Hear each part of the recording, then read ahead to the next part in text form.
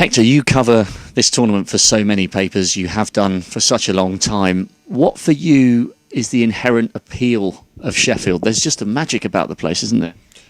There certainly is, Rob. Yeah, I mean, it'll be my 11th World Championship that I'll have covered this year. I'm very much looking forward to it, as always. I actually remember something that the late and still very much missed Paul Hunter said to me when I first interviewed him, which was that every time he drove to Sheffield up the sort of M1 and he went past the signs and sort of this is Sheffield, he started getting a few butterflies. And I think, certainly that's more the case for the players, but I think for everyone who converges on there, it's a special tournament. We all look forward to it. It's the highlight of the snooker year, a very packed snooker year these days, far fuller than it used to be, and it's the ultimate testing ground for the players as well. Are there any, before we talk about the out-and-out favourites, are there any players who may not be registering on other people's radar who you think might have a particularly good year this year at the Crucible? I don't think there are any total surprises that I would expect to seriously challenge at the Crucible this year. I possibly, like other people, I think there are sort of 8, 10, 12 players, and outside of those, I think it's very unlikely that anyone outside those 12 players will win. We know who the players that have done best this season are. It's the names that you would expect. Obviously, sort of John Higgins, Judd Trump, Mark Selby, Neil Robertson, and a couple of others. I mean, you can never rule out Ding Junhui. Mark Allen's showed a lot of potential.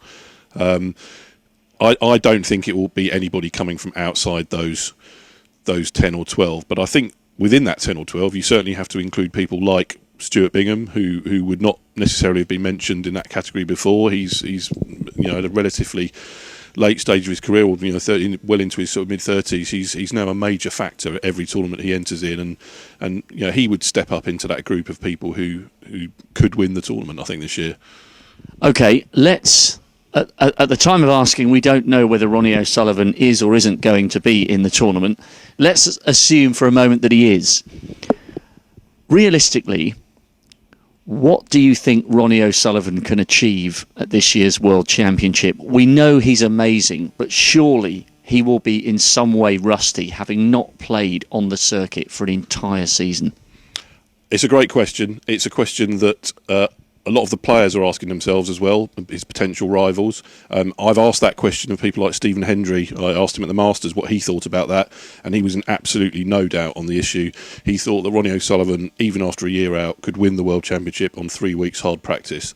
Now, if Stephen Hendry thinks that, I'm not really about to disagree with that. I've actually had the opportunity to speak to Ronnie O'Sullivan himself on that, and he said pretty much the same thing. I said to him, I know you're not going to tell me if you're going to enter or not, because I'm sure you'll leave that to the last minute, but if you were to play, hypothetically, what do you think you'd need to do to be competitive? And he pretty much said 2 or 3 weeks very hard practice or a couple of PTCs. Now, there are no more PTCs, but if both Ronnie O'Sullivan himself and Stephen Hendry think that he can win it on 3 weeks practice, then I think that tells you everything you need to know about his talent and where it might take him should he show up. If he were to win, where would that sit in all-time snooker achievements, bearing in mind that he has taken a sort of self-imposed sabbatical, if you like?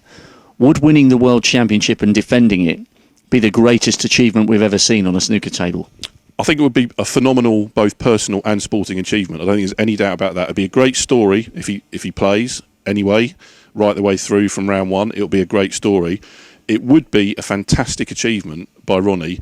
I would have to say, and this may not be universally popular with other people watching this and possibly other players, I don't actually think it would reflect that well on some of his rivals. Were he to come in after a year out and romp to victory in the World Championship, I think there will be 1 or 2 other players there who won't actually be that happy about that.